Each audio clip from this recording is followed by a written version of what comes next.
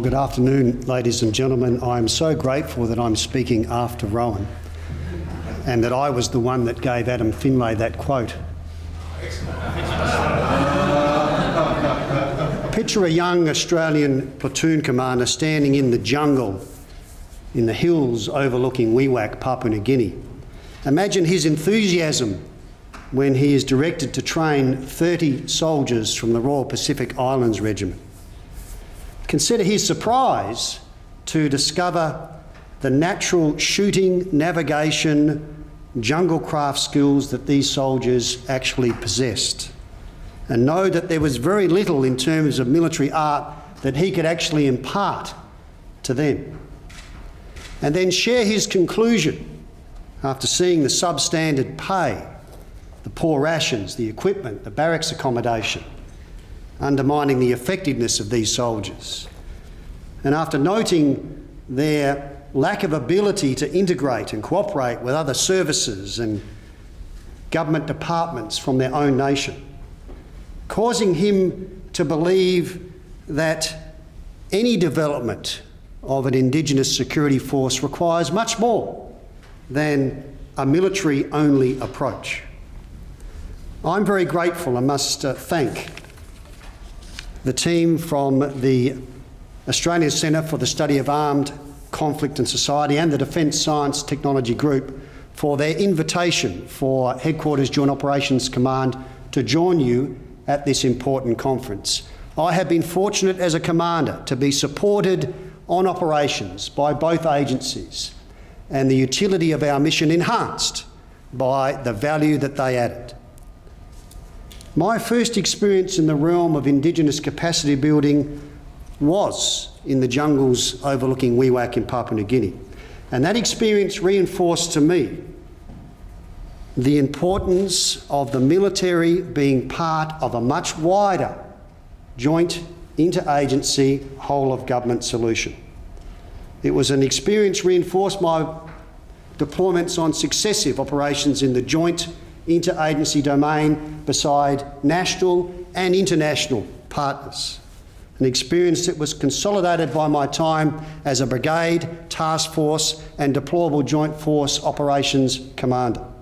And all of this experience has pointed me in a similar direction as that expressed by Rowan. Building Indigenous capacity must be a combined, synchronised effort. My intent today is to talk to you very briefly about three areas regarding a joint interagency approach that the Australian Defence Force is seeking to advocate more strongly. Firstly, I want to outline our contemporary capacity to provide the means to enhance security capacity. And secondly, I want to provide you some commentary on why we advocate more often now a joint interagency whole-of-government approach. And finally, I want to caution the desire to force advanced concepts, not just military, but whole-of-government, on underdeveloped nations and underdeveloped security apparatus. My enduring message to you today is that true capacity building requires purpose, patience and persistence. Many of us from this seminar are well and truly familiar with the situation personified by these images. A soldier, sailor, airman or woman providing military skills training to Indigenous forces in the Middle East region, from Afghanistan to Iraq, from Tarankot to Al-Mutana. Our security force assistance activities have been focused in that region. And I could dwell on their missions as many speakers have today. But to do so would limit our understanding of what the ADF is actually doing and what the range of ongoing and largely unsung activities actually represents. These images are the ones that actually demonstrate our capacity building efforts of late. They are, to my mind, more reflective of the comprehensive nature of interactions that is actually occurring on the spectrum of conflict. and they constitute the majority of our activities today in the Asia-Pacific region. They are activities that demonstrate purpose. They involve all the services, and they are joint or they are dependent on other agencies, particularly from across our government. They are focused more on the building or enhancing of enduring capabilities before conflict occurs and less on the generation of short-term combat effects. And their efforts involve a complex array of reasonably scaled and scoped training, senior leadership engagement, skill exchange, real-world operational activities involving conventional and non-conventional approaches. And where possible, they are aligned with international policy, national interest guidelines, where possible. The efforts are also, where it is achievable, synchronised with other government departments, particularly, if we are smart, with the Department of Foreign Affairs and Trade and the Attorney General. And for the most part, they are linked with what are standing, formal, long-standing agreements that we have in our region that are dynamic and complex. Most of our security force assistance activities actually occur in the Pacific Rim. And the current program of ADF activities, if I enlighten you, sees our engagement with 36 different nations out of Headquarters Joint Operations Command and facilitates and supports $94 million of international aid as part of the Defence Cooperation Program. And the majority of that is focused on a whole-of-government effort supporting 28 different nations. And there's a good reason why we have focused in the Asia-Pacific region as an emphasis, not just the Middle East. And that is because when you do the sums, the Indo-Pacific comprises half the Earth's surface, accommodates more than half the world's total population in only 17% of the landmass. It's home to the 3 largest populations on our doorstep. Its security paradigms are all being challenged by the holding of the world's busiest sea lanes, as you know, which ferry $8 trillion worth of trade. That's our natural interest, equivalent to 1/4 of the global domestic product. And all this trade moves through 9 or 10 of the busiest ports in the world. It's home to 80% of the natural disasters presenting a security problem in the world. And this complexity generates challenges and causes us to look more further forward, because while it is often the case that we are in good relations with these partners, there are occasional disagreements. And recent news reporting in terms of the South China Sea are testament to the reality of those changes in the security architecture and the requirement to get on the front foot. Capacity building that has a purpose in shielding us from emerging strategic risks is the approach that we advocate. And an example of what I'm talking about is best seen by a quick examination of a recent Indigenous capacity building effect which builds on earlier generations and attempts to also overcome what were breakdowns in a national relationship. I'm talking here about exercise Longreach, conducted by the Australian Defence Force, supported by other government agencies in Fiji. It focused on a military support to regional disaster management in November last year, barely 3 months before Fiji was ravaged by Tropical Cyclone Winston. This JIATF, Joint Interagency Task Force-based approach, through the Longreach seminar, developed a greater capacity before the strategic risk emerged. A capacity for the Royal Fiji Military Forces to work beside their government departments in solving the strategic problem. But it was also instrumental in allowing ADF planners and other government planners in Australia to understand what sort of capacities they may need to bring to such a strategic challenge. Some might suggest that these comments in particular reside in the domain of humanitarian assistance, disaster relief, lessons learned. But long-reach seminars are fundamentally allowed to harden us against strategic challenges. In short, the understanding which underpins enduring security force assistance efforts is something that cannot be built overnight, nor is it imperishable. And the ADF must lead in embracing a purposeful approach to its engagement and its Indigenous capacity building. But such an approach must also be very patient, and I was pleased to hear other speakers speak about that importance today. Many of the state government mechanisms that underpin long-term resolution of security problems or emerging problems do not exist in our military organisations, as Rohan has clearly pointed out. They nonetheless require active support at different times so that enduring security efforts can be generated. Our long-term military commitment to Papua New Guinea, in my mind, has reinforced this point, and the way in which it has matured has been impressive.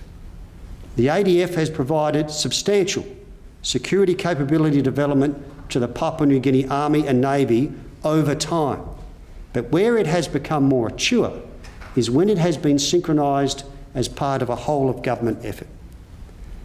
The allocation now of more government advisors to the Papua New Guinea government, more police to the Royal Papua New Guinea Constabulary, has enhanced the military arm of the security development. This means that the development of a Papua New Guinea white paper became a reality, that the acquisition and sustainment of military equipment is becoming more stable, that the management of budget resources is becoming more adroit, not perfect, but more adroit, and helping us overcome future security challenges potentially. The key point here is that one has to demonstrate resolve, commitment, and most importantly, patience on the pathway to establishing strong security apparatus in our neighbours. But how appropriate is this particular approach for many of the security forces that actually require our assistance? That leads me to my final area of discussion, a caution, and that being the utility of the joint interagency approach and, importantly, the ADF understanding of how and when this approach should be exposed to certain partners. Undoubtedly, the ADF has moved beyond the limitations of a service-centric approach to the conduct of operations and realises the potency of a combined joint force. But it has been a long journey for us. And if it has been a long journey for us, then consider many of the host nations that we are engaging. If a stable, well-resourced, professional organisation that we perceive the Australian security apparatus as has struggled to establish that security apparatus and still struggles on particular operations, then how can some of our host nations be expected in short term to develop similar capabilities? Of the 22 nations in Asia that exist within the maritime environment, 14 have military-centric army land commanders, a development which I believe is absolutely indicative of the long focus that they have had on insular, centralised security of population, security of borders, security of communities and resources within their own borders as their main effort. And it's no surprise too that given some of the tensions mentioned previously by other speakers in the security environment, that most, if not all, of these nations with their existing security apparatus are in the process now of re-evaluating their approach and seeking to enhance longer-term capacity to deal with strategic risk by now turning to what were once neglected maritime, air, government department, interagency approaches. So what to make of all these factors when we adopt our approach? I suggest that all these factors highlight that the ADF's approach that advocates a joint interagency whole of government approach where possible must be based and tempered and matured and develop flexibility so that it is actually capable of adjusting itself on the pathway and in the same pace as the host nation desires. Generational is the term that has been used in many of the presentations today. It goes much more beyond generational. In summary, my intent this afternoon, building on other speakers, has been to briefly provide a snapshot of some of the thoughts that Joint Operations Command advocates for the future of Indigenous capacity building within our region specifically. And my key message has been the importance of purpose, patience and persistence. All of that with the caution that such an approach needs to be tempered and tailored for the host nation. The young platoon commander that I see today, standing in the jungle overlooking Wewak, is much more successful than I could ever be. And that is because more and more his efforts, her efforts, are being tempered and complemented by support and synchronisation with other agencies and government departments. But the long road continues. Happy now to take any questions.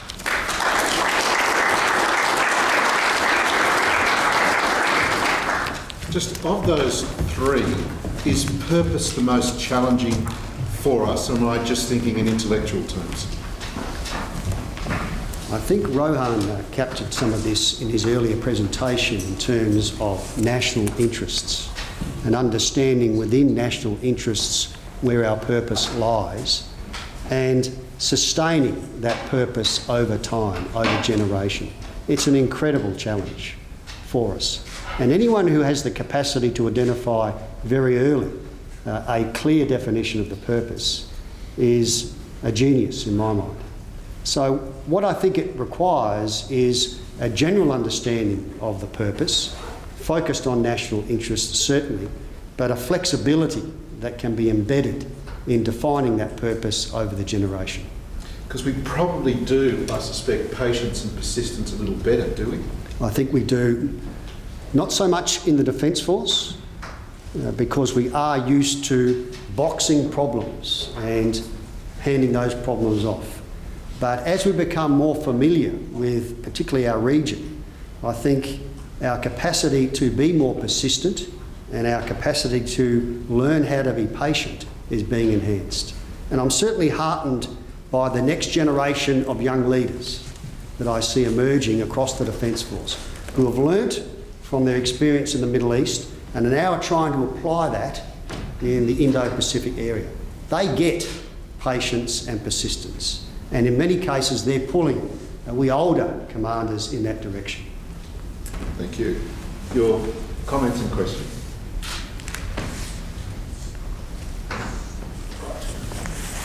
Yeah. Thank you, Ed. Thank you. Good afternoon, sir. Jeff Cooper, Centre for Army Lessons.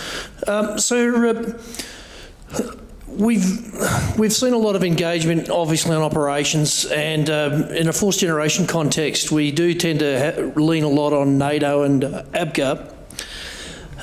But I look back into our own region and how much we do or don't engage with ASEAN and the region.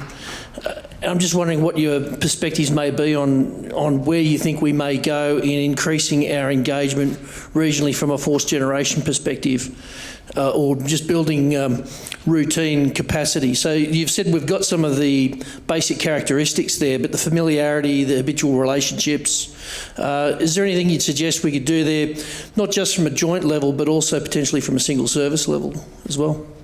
We have to understand the difference between the European Middle East environment and military linkages and relationships that occur there compared to the Indo-Pacific, and indeed how that is underlined by the culture and the desire in the Indo-Pacific not to have necessarily multinational agreed approaches and multinational exercises and training, but to take more of a bilateral approach and establish trust to work together on that line of operation.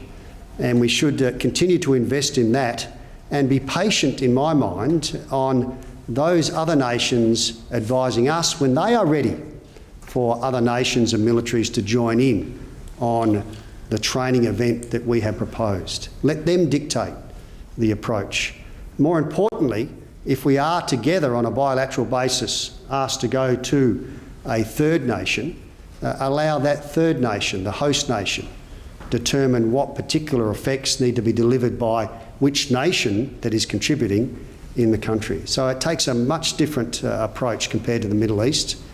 And I don't for a moment think that our military leaders expect that they will simply template the NATO approach here in the Asia Pacific, because we are taking a lot of advice from those who know more about the culture here in the Pacific and know more about military relationships. Thank you. Question. Good afternoon, sir. Michael. Look, Rowan mentioned in the beginning of his speech about the 5 phases, phase 0 through to phase 5. And I was wondering if you could potentially comment, as we're moving to more of a combined joint interagency whole of government approach, how there's the traditional view that potentially it's a sequential flow from phase 0 through to phase 5, as opposed to being concurrency in those phases.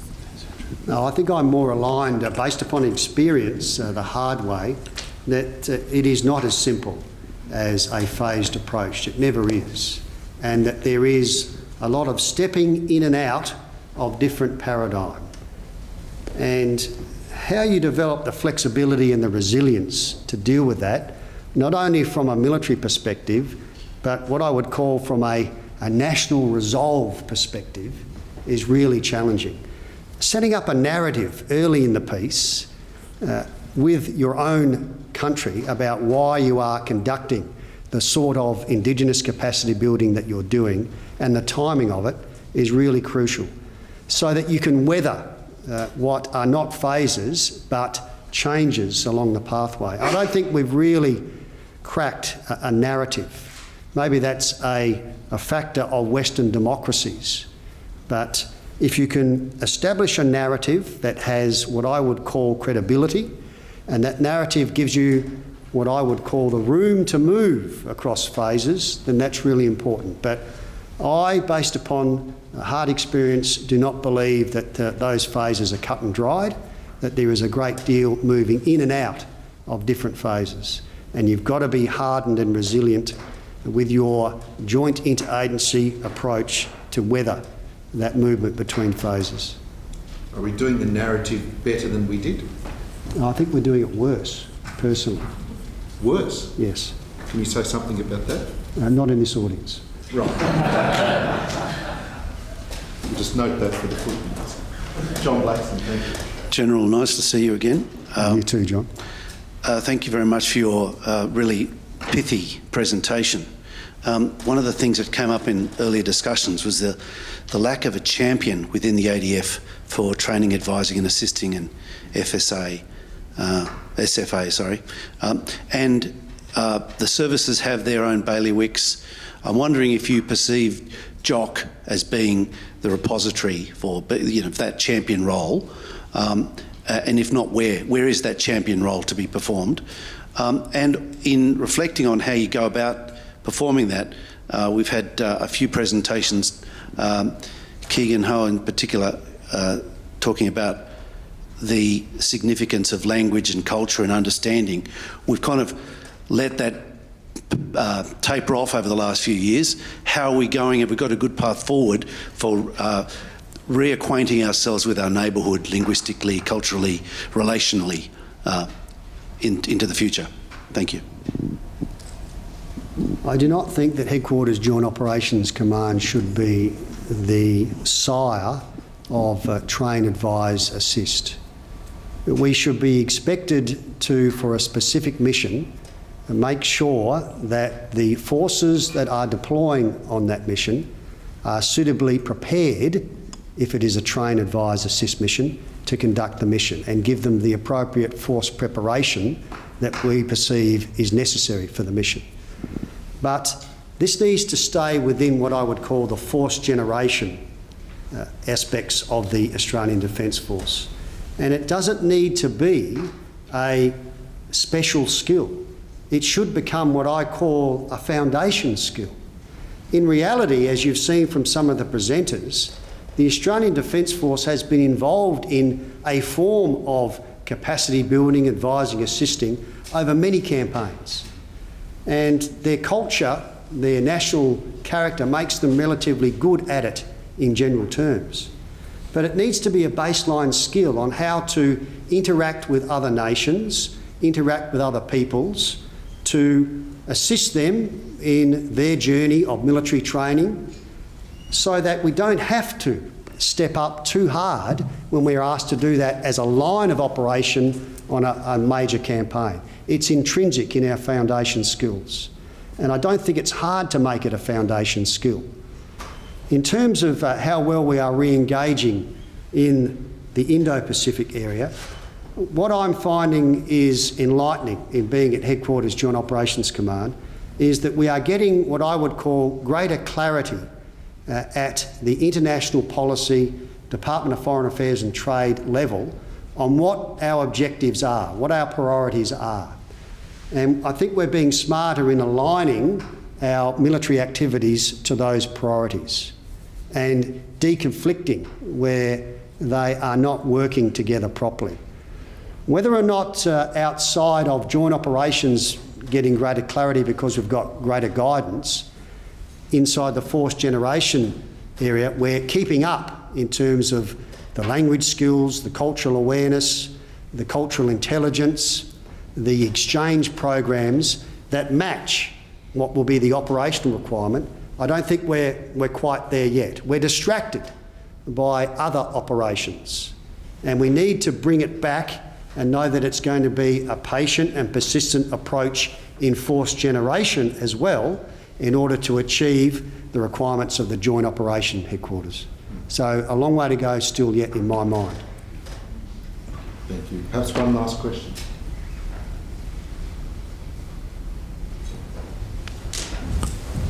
A lot of familiar faces in the audience. G'day, sir. How are you going? Good, Paul, how are you? Luke Carroll. It occurred to me, Tom, actually, that I should raise. The Chief mentioned yesterday about Australians in the First World War doing stuff. Well, perhaps the first one of these missions was actually nearly 100 years ago. In mid to late 1918, Dunster Force was raised. And the Australian contribution to that, I think, was about 30 to 50 senior officers and junior officers and senior NCOs who were drawn as volunteers out of the first AIF, and they operated in the north of Iran and present-day Iran and Iraq, and they were performing a function, a support and assist function in the vacuum left by the collapse of the Russian forces after their withdrawal from the war. So this has been done for a long time.